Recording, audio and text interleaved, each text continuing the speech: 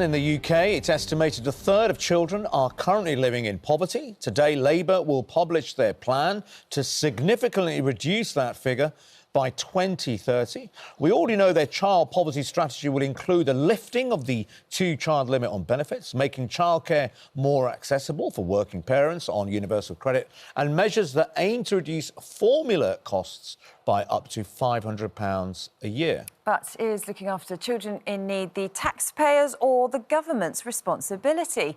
We asked what you think. I know of people, friends who are in the poverty line, and the government should try as much as possible to help them. It needs to be on the government because child poverty affects us all. There's going to be a big equality gap for children that have grown up in impoverished families that needs to be tackled. I do think it's a big issue. The gap between the rich and the poor is much wider now than it used to be.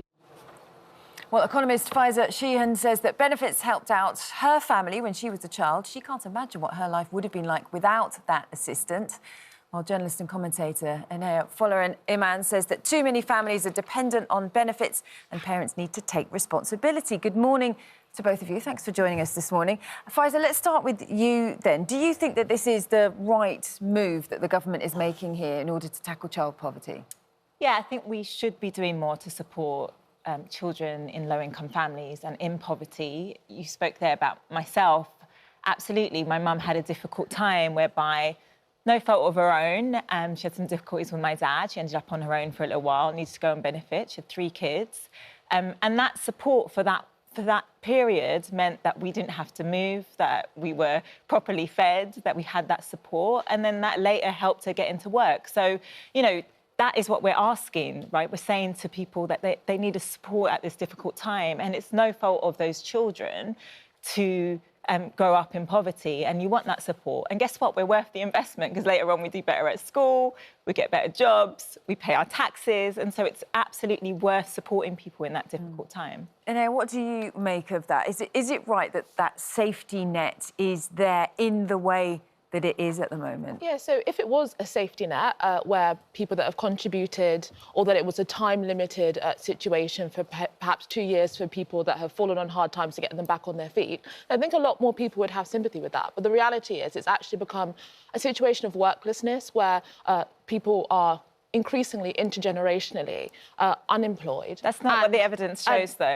Intergenerationally unemployed and are making a lifestyle choice to live on benefits, when actually we're at a time where taxes are going up, people are scrimping and saving just to make ends meet whilst working, and are not being able to actually make decisions to have bigger families because they simply can't afford it. People should have to make the same kind of decisions and questions if you are not working as people that are working.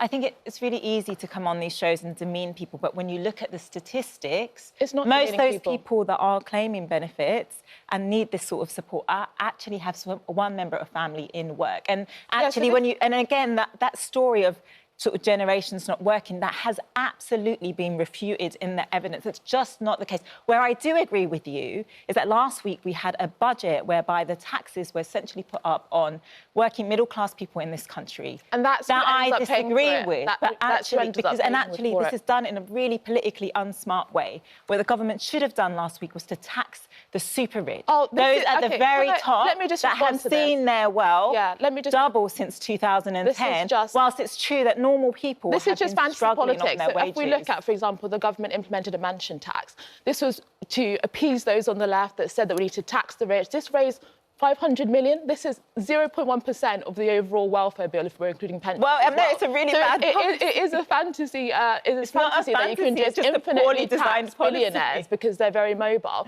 But also this point about people that are in work, actually, a substantial minority, no family, none of the parents actually work. So we're talking about 40% They're of minority, though. And actually, if you look at the average number of hours, the ones that are in work, we're talking about 16 hours a week. So that is the reality of what's going on. As a result of this child poverty strategy, 2 parents that are on full-time minimum wage will be worse off than 2 unemployed parents on benefits with 3 children. That is the reality. From the think tank claiming that working families need £71,000 to match the same income as jobless households. with 3 children. So that's quite a figure, isn't it? Incentive to work. It's quite, you know, there are those people who are sort of just on the cusp of really struggling to keep ends meet then, that are going to then perhaps think, well, actually, you know, I'd be better off if I was on benefits and getting support for my children. Well, benefits doesn't pay a lot of money. I mean, it's really important to say that. It's not like you're living in luxury.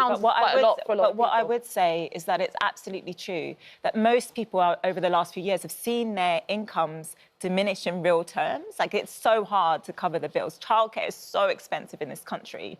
So some of the things this government should be doing as part of a broader strategy is to make sure that childcare is cheaper for everyone. And that they should be making sure that baby formula, for instance, that those companies that are profiteering, because that's what they're doing, that for everyone those prices are reduced. So there is some aspects here that the government should be more politically smart about, making sure that you can say the government should do this, the government should do that. There's also about personal responsibility here. The best way to lift kids out of poverty is for parents to work. But your argument is relying upon high, you know, good wages. We know there are very low wages out there. We know there are 0 hours contracts. But can I just put it to you, just the fact is, we talk about 4.5 million... So you shouldn't work if you're in a 0 hour contract. Some people can't justify the 0 hour contracts aren't. Loads of people are doing it, and that's actually just a start. If you actually get a low paid job, maybe you'll be promoted. Maybe then you'll get a pay rise if you work hard. The idea that because a job is low pay, that actually is better off getting the money off of other people's hard work, that is a terrible incentive to be sending. But we're in a situation now where 4.5 million people, children, are in poverty. Yeah.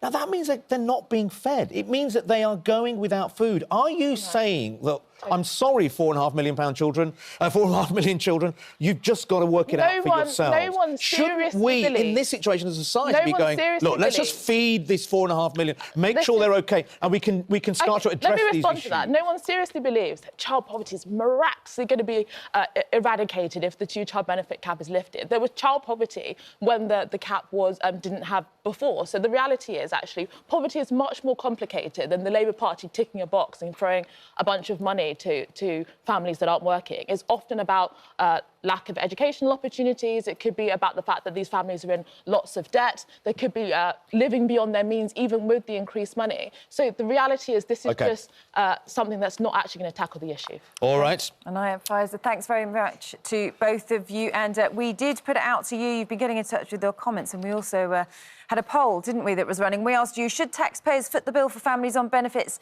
or is it parents' responsibilities? 87% of you said no. Thank you for getting in touch.